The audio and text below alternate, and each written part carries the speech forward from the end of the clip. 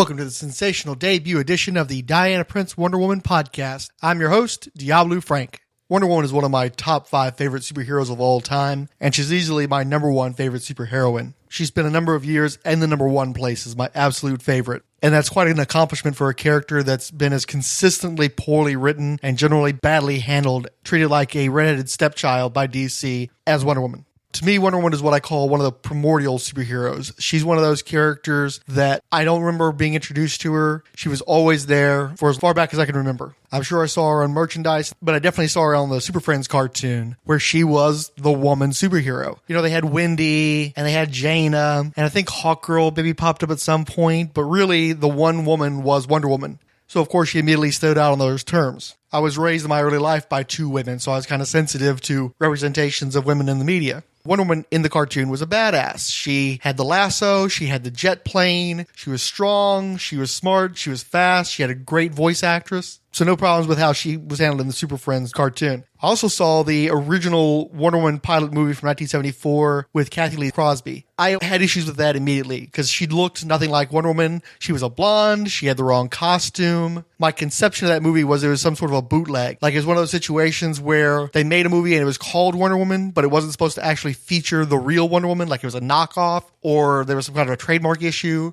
Obviously, I could have articulated that because I didn't understand those concepts as a kid, but that's the way I perceived it back then. I, of course, also watched the Wonder Woman television show that ran from 1975 to 1979. I don't think I caught it in first run, but it was popular in syndication, especially on afternoons on local UHF channels, so I watched that regularly. I loved the animated opening sequences, and I would often tune in just for those. The actual show wasn't the greatest. It was all right, but it was an hour long. It was a drama. So for a kid, that was a lot to ask in terms of attention span, because it wasn't as colorful or as engaging as the Batman TV show, for instance. I've tried to revisit it as an adult. Without nostalgia, I'm not sure that show should be exposed to people because the episodes I did watch were really bad. But I came from that generation where there just was not a lot of superhero multimedia, especially in live action. So you watched everything you could get your hands on, and I was perfectly happy to watch Wonder Woman as a kid at least. I never much cared for Lyle Waggoner as Steve Trevor, which probably fed into a long-standing dislike of that character that I've recovered from in recent years. But of course, Linda Carter was beautiful, and she embodied that sweetness and that caring that I associate with Wonder Woman while also having great agency, great power to affect change. While the show may not be the greatest in terms of its aptitude, its heart's in the right place, and the characterization of Wonder Woman is swell. The first Wonder Woman comic I remember ever getting was issue 267, which was published in 1980. I remember I got it in one of those 3-packs. Back in the old days, in toy stores and in grocery stores, you could buy 3 comic books randomly packaged together in polybags, usually by companies like Whitman, and sometimes there would actually be reprints with a Whitman logo on them. This one didn't have that, though, and in fact, I still have my copy from back in the day. It was written by Gary Conway, drawn by Jose Delbo, and inked by Vinnie Coletta.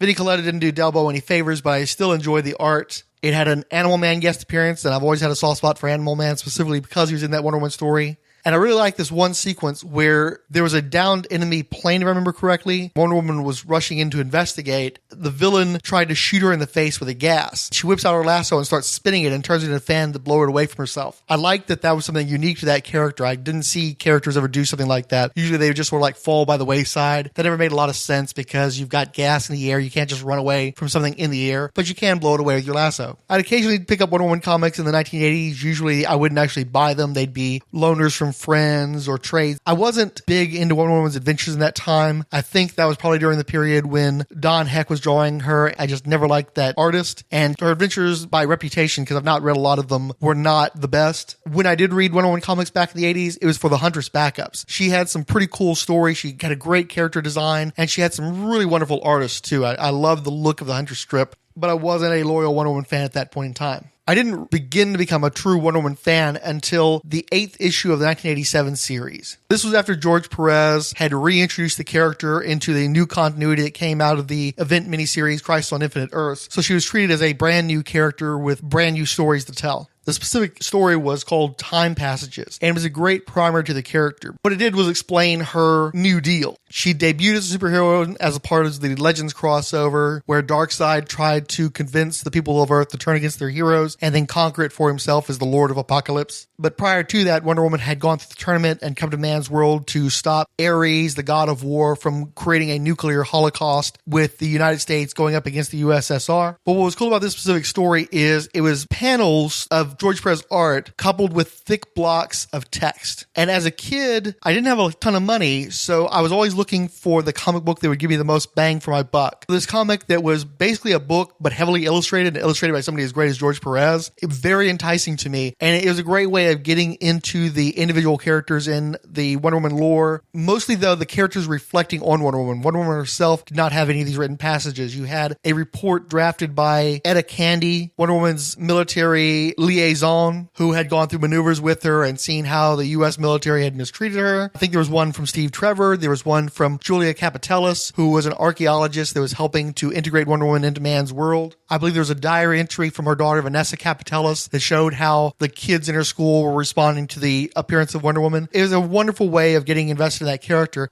It would be a hard thing for me to read today, though, because, in our modern era, we're not used to reading comic books that take an hour worth of your time. But as a kid, it was glorious and it was a great way to hook me into the character. I continued to buy the book for a few months after that. The next issue following was the introduction of the new version of the Cheetah, where she was a much more bloodthirsty character and she was a anthropomorphized being. She was part jungle cat, part woman, which was a new status quo for that character. George Perez really showed the brutality and the fierceness of this new Cheetah. So I dug that a lot. And then I managed to pick up a few chapters of the story arc Challenge of the Gods, where Wonder Woman is called back to Paradise Island, the Themyscira, and put through her paces for not having appeased the gods. She has to go into the dark underworld underneath her island Paradise and fight monsters and deal with all sorts of psychological and physical turmoil. Unfortunately, around the time that was happening, I moved out of state. I no longer had access to the first comic shop that I ever had ready access to, and Wonder Woman did not get good newsstand distribution.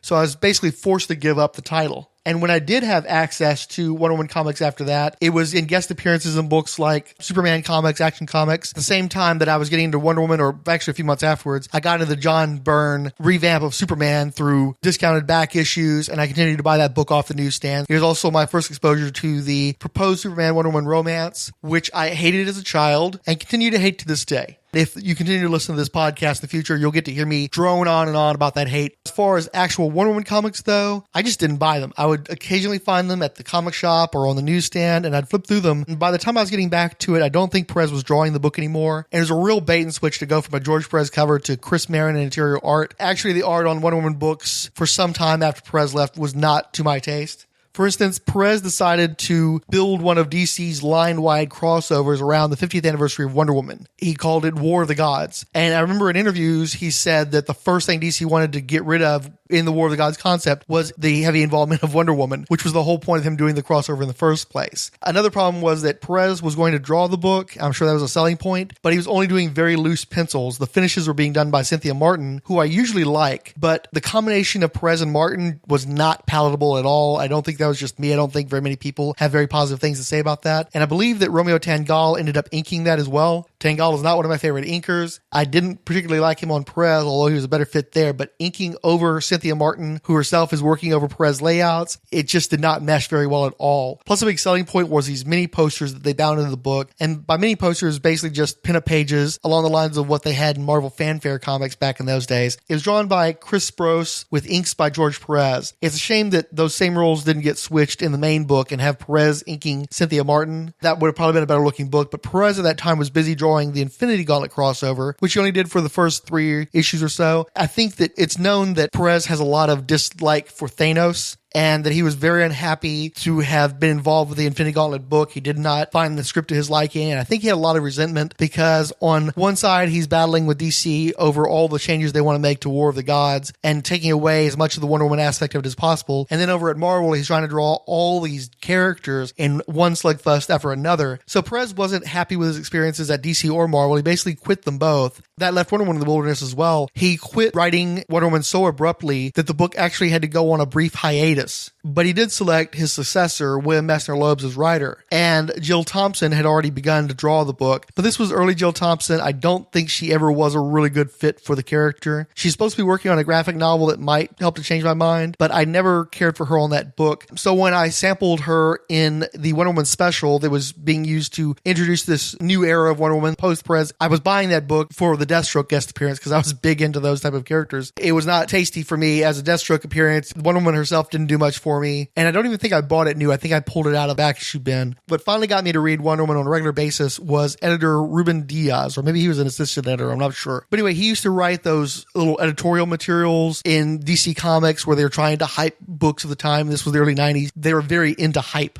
And so Ruben Diaz basically was saying in one of these columns that they're about to do something in Wonder Woman to rival the death of Superman and the breaking of Batman and Nightfall. So I wanted to get in there on the ground floor. The first issue of Wonder Woman I'd bought in a number of years by that point, besides the special, was number 79. It was the second part of a two-part story that guest starred the Wally West Flash. It featured a super speeding assassin called Mayfly, who was a hemophiliac. She got caught up in the machinations of an evil agent of a god or an earthly human incarnation of the god Ares called Ares Buchanan. So you got to figure she probably met a bad end. But I like the way that they told her story and the story of Wonder Woman, some of the circumstances that surrounded their encounter. Even though I had already decided to commit to Wonder Woman based on this hype that Ruben Diaz had generated, I actually bought and enjoyed the story for a change. Because like everybody else, I had read some of the Death and Return of Superman comics. Those were okay. I really did not care for any of the stuff involving Doomsday. I skipped Funeral for a Friend entirely, but I liked some of the books featuring the Reign of the Supermen. And then with Batman, I followed Nightfall right up to the end of the first main core arc of Nightfall, and then they did, I think, Nightfall the Quest or Night Quest or some crap like that. Was not enjoying those Batman books. But in the case of Wonder Woman, it was one well-written book, and I enjoyed it thoroughly enough that I started picking up back issues immediately. I appreciated that Wonder Woman was a humanist superheroine. She had a great arc a few months prior to my coming on involving what they called the Noble Pirates, spelled with a Y, where Wonder Woman goes off into outer space, and she basically goes through a women in prison movie that leads to her becoming part of a band of all-female space pirates. A really cool story, something you couldn't do with any other character. And as I bought the book month after month, I thoroughly enjoyed where they were going with this character and how unique and how beautifully constructed the heroine was. I loved it so much, in fact, that I bought the book every month from 1993 until the year 2007. I didn't just buy the core title, I bought all the variant covers, which is something I've never been fond of as a comic book reader. I am a reader, I'm not a collector, but in the case of Wonder Woman, I would collect that book. I actually was buying for a long time there 2 copies of Wonder Woman every month, not because I was speculating that I was going to make money off of these books when they got hot. I did it because so many comic shops were closing around 1993 that I would actually have subscriptions at 2 different shops to make sure that I didn't miss Wonder Woman, because Wonder Woman was such a scarce book in terms of the ability to find it on a newsstand somewhere without having pre-ordered it, that I didn't want to take a chance of ever missing my Wonder Woman comics. So 2 copies every month. I bought guest appearances, I bought back issues, I bought pretty much any comic book that was tangentially related to Wonder Woman for the better part of 15 years. And I also was very big in memorabilia. When I had my shops, my partner would buy stuff when she would go off to Six Flags and other places. My customers would buy me stuff from the Warner Brothers store. I had tons of Wonder Woman stuff given to me over those years and stuff that I managed to buy myself, but working in comic shops meant that you didn't have a lot of money for stuff like that. And I enjoyed the artists that did the book in that time period, Lee Moder, Paris Cullins. Things started to take a turn though when they introduced the Artemis character. It's a common trope in Wonder Woman comics to have a new tournament where Wonder Woman's position as the Wonder Woman is challenged by another Amazon. This new bad girl Amazon, Artemis, was brought in, did manage to supplant Diana. She was clearly meant to be a commentary on the then popular bad girl trend in comics, and they had a new artist, Mike Deodato Jr., that played to that visual style. But the problem was Deodato was so good at the bad girl work that the book did get hot, but it got hot based on his racier take on the female form and his angular, extreme, imagey panel breakdowns and that sort of thing. So the book lost its way, and I don't think that Deodato's visualizations of the scripts were in great service to William Messner Loebs' work. Both the creators left the book with issue number 100. My understanding is Deodato was leaving because he had set up a cottage industry of lookalike artists that were doing a lot of work for Marvel at the time. And with with Mike Deodato leaving, they decided to just dump the writer of the book for the previous 4 years. John Byrne ended up taking over the creative chores on the title entirely. Like most people, I was a big fan of John Byrne in the early 80s. I had actually burned out on him before he even finished his Superman run, and it seemed like each successive project from that point on, I liked his work less and less. So by the time he was announced as the replacement on Wonder Woman, I was very put off by that. It wasn't what I wanted.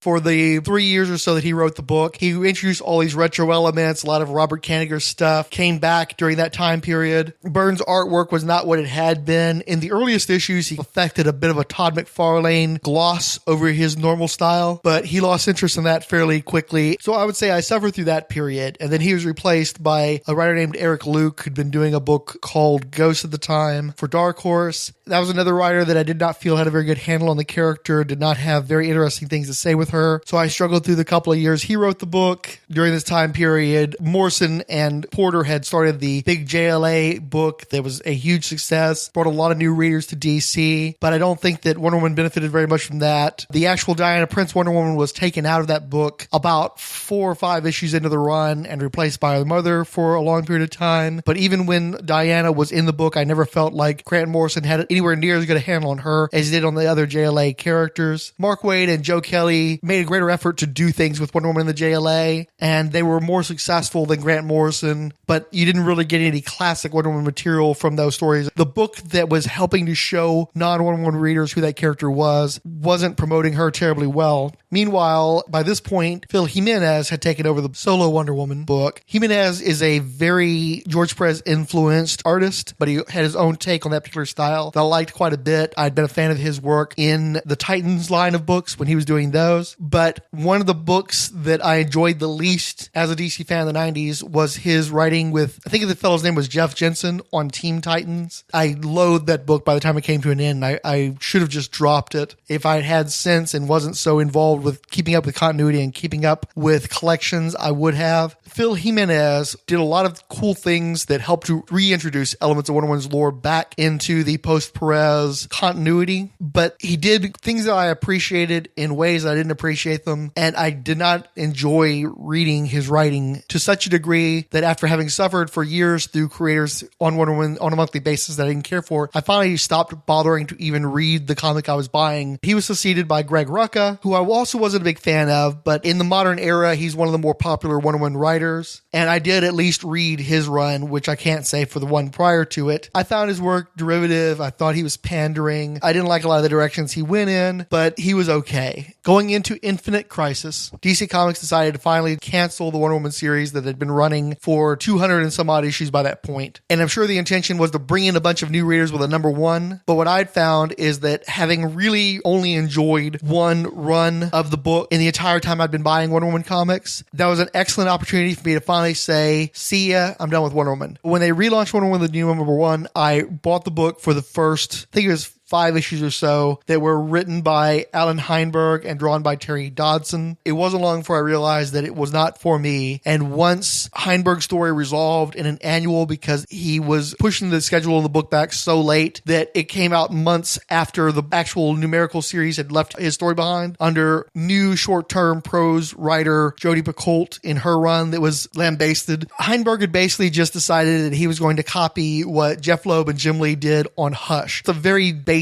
story that's main intention was to show off as many Wonder Woman supporting characters and villains as possible, as drawn by a flashy artist. I enjoyed that aspect of it, but not a lot else. It seemed like every time I would try other creators during that new renumbered series, it never worked out. One of my favorite writers of recent years is Gail Simone. I've enjoyed her Birds of Prey series in particular, and she's been great on other books as well. As a woman, she can actually write female characters exceptionally well, but she has predilections toward darker material that I didn't think worked for Wonder Woman, and she brought those tendencies into that book. So as much as I wanted to see a popular, capable female writer on the Wonder Woman title, I just think that Gail Simone was a misfit, and the times I tried to read the book when she wrote it, I was very unhappy. Then of course Simone left, J. Michael Straczynski was brought in with Phil Hester doing most of the heavy lifting. I'd heard good things about Phil Hester's work on Straczynski's Outline, which was of course a major revision of the Wonder Woman character that did not seem very palatable to me me, but I actually intended to try it out under Hester, except, within a year, DC had decided to blow that off and relaunch her yet again as part of the New 52, this time by Brian Azzarello and Cliff Chiang. I have a deep dislike of Brian Azzarello. I think that he loathes the superhero medium and does not believe in the concept of heroes. Wonder Woman is one of the worst possible characters for a writer like that to take on. I enjoy Cliff Chiang, though. I really wanted to buy that book. I wanted to enjoy it. I thought that there was a kernel of interesting material in their approach to the character, but in reading the book, that was not my Wonder Woman. The female lead is running around with a sword, chopping up things, and it's dark, and it's grim, and there's all sorts of evil, messed up stuff happening that taints Wonder Woman's mythology in a really horrifying, gut-churning way. That was part of a greater push by DC to turn Wonder Woman into a character that was easier to write by boiling her down to the essence of a character that was not actually Diana Prince or Wonder Woman. And so as of right now, as much as I love Wonder Woman, the concept and the character that I read and collected for all these years, I went back and bought collections of her older stories. I've enjoyed the original works by her creators, William Moulton Marston and H.G. Peter. I'm a fan of Denny O'Neil and Mike Sekowsky's Diana Prince stories of the late 60s and early 70s. I like a lot of the Bronze Age material, but at the same time, DC has this long history of treating the character poorly. For decades, writer-editor Robert Kanigher handled the character, and most of the stories he wrote for her, I pushed my way through. There's lots of bad Wonder Woman comic books out there. There's lots of writers that don't know how to handle the character. It's frustrating because as much as I love Wonder Woman and the good elements of the character and the stuff that I believe makes her a great role model and a wonderful heroine, it's very hard to find a golden Wonder Woman comic that you can hand to a new reader and go, this is the Wonder Woman book. This is Wonder Woman's Dark Knight Returns. This is Wonder Woman's Man of Steel, because that book doesn't exist. The character is much more subtle than that, and she does not have one of those defining works to explain to readers who she is. Probably the closest thing is Kingdom Come, which is a book that I find extremely overrated and spectacularly damaging to the concept of Wonder Woman, amazingly misunderstood by the reading public and by the creators that were influenced by it to do exactly what the book was warning them not to do with the DC universe. So in this podcast, the title itself name drops Diana Prince, which is kind of tricky because there's also a porn star named Diana Prince, and we're not trying to promote that around here, folks. Do that on your own time. But for me, wanting to do a Wonder Woman podcast, a lot of that is motivated by wanting to find that core of Wonder Woman and the Wonder Woman that I believe in, the Wonder Woman that I love, and trying to share that with people who may not necessarily be as familiar with that character, to guide toward the material that has been forgotten, to show where the holy texts of George Perez, who created a sort of cult of Wonder Woman fandom around his efforts, which flew in the face of a lot of core principles of the character that had been established in previous decades. But there are so many people who think that that's the Wonder Woman, the only Wonder Woman. But there isn't one Diana Prince. There isn't one Wonder Woman. Wonder Woman is a collection of vastly different interpretations. You could say the same thing about Superman and Batman because these are characters that span decades. But there's a core to those characters that most people understand. And so when you have somebody like a Zack Snyder come in and does a movie like Man of Steel that rubs people the wrong way, sometimes in a way they can't even articulate because there's something in their heart and their soul that they understand about the Superman character that they know isn't getting handled correctly in this movie. There are a lot of completely true, completely right interpretations of Wonder Woman that completely contradict one another. She is a very dichotomous character, and it's just not as simple as a Batman or Superman to explain who she is and what her appeal is and what her goals are. But I hope to approach that in this podcast, and I really want to focus on Diana Prince as a woman, not just as an icon of female heroines. That's been, I think, one of the major problems with the character is instead of writing a character and figuring out who this character is, people try to write Wonder Woman, this concept of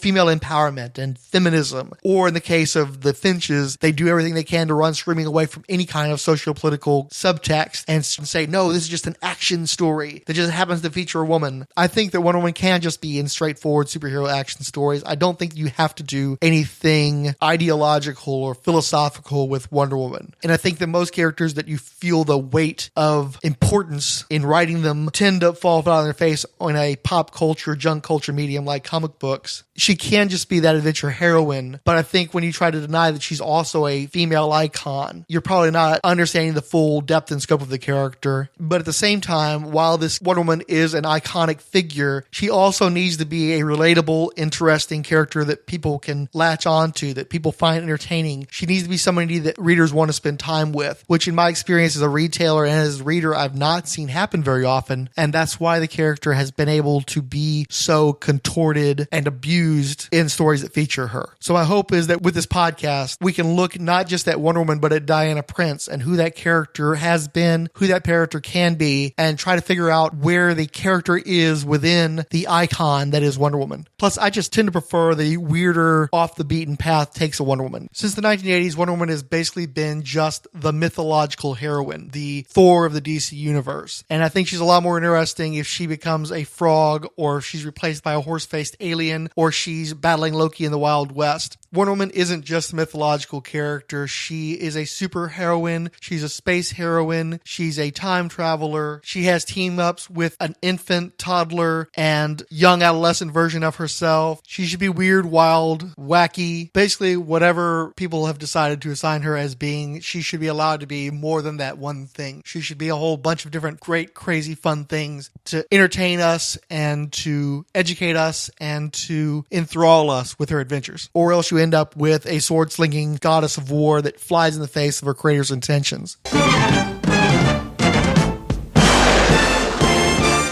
I didn't want the episode to be exclusively me rambling on, so I wanted to take a book that I knew I didn't have enough to talk about for episode length and go ahead and discuss it here. The Wonder Woman 77 special. This is a $7.99 collection of the 6, I believe, digital shorts that DC produced in the spirit of the Batman 66 adaptation, where they basically pretend like they're continuing a television series and incorporating elements from later comic book continuity into the style of the original somewhat campy TV shows. Not somewhat, uproariously campy TV shows. Now, I thought I remembered Wonder Woman 77 being announced as an ongoing series, so I think a lot of people were bummed out when it only ran 6 editions, all of which can be collected in this one square-bound special. But having read the book, I'm glad that they went that way. I found it to be a really nice, amusing diversion, but I think that if they were charging me $3-4 a month for this, I would get to seriously questioning where my money was being spent. The entire book is written by Mark Andreyko. The first chapter's art is by Drew Johnson, who had a run on Wonder Woman. I believe he worked with Greg Rucka at the beginning of his run on the book. And it's cute. There's good likenesses to the actors, Linda Carter, Lyle Waggoner. The villainess Silver Swan, who was created a few years after the show ended, makes her debut in the style of the show, and it's quite amusing. Jim and the Holograms fans should take note of it. The second chapter of the Silver Swan story is drawn by Matt Haley, an artist that I really, really enjoy. He's the kind of guy, one of the few artists I can name that I have bought books for solely because I wanted to see this person draw. Haley does a nice job with it, and he works well with Drew Johnson's style, considering he's continuing a story, but it's not really up to the standards that I expect from Matt Haley. Still good, it's just not exceptional the way that he often has been. Haley's work continues into the third chapter, but he shares credit with the artist Richard Ortiz. Much more striking change in style there, but all the artists are good, and they do seem to capture the spirit of the show quite well. Next up is the story, Who is Wonder Woman? The first chapter drawn by Jason Badauer. I've looked at reviews and tend to agree with everybody else who thinks that this guy steals the book. Excellent photorealistic likenesses, and not to spoil anything, but this story offers the otherwise impossible crossover between the Linda Carter Wonder Woman and the Kathy Lee Crosby, one that preceded her by a year, and gets to play with her diverging continuities. Matt Haley returns for the second chapter of this story, and Haley is once again joined by Richard Ortiz for the final chapter, which also closes out the book as a whole. And perhaps recognizing that this was the end of the run of Wonder Woman 77, TV show variations on a whole slew of Wonder Woman villains turn up here, and it's neat to see them rendered in that style as though, you know, the television show didn't have a lot of costumed villains. I don't recall any, in fact. So it's nifty to see how that could have played out if the Wonder Woman show had been a little bit more like the Batman show. There's also a good deal of additional back matter, including an article by Andy Mangels, who's been covering comic book related live action adaptations for decades now, and it's an enjoyable little piece. And then there's also a lot of production art showing variant covers and designs and such. Again, I think at $7.99 it's a value for a Wonder Woman fan. The stories are very insubstantial, but the original television show wasn't exactly weighty to begin with. It is funny to me though that they're only going to give us this one book with the $8 cover price, and having sold a respectable 24,621 copies in the direct market according to Comicron, making it the 99th top seller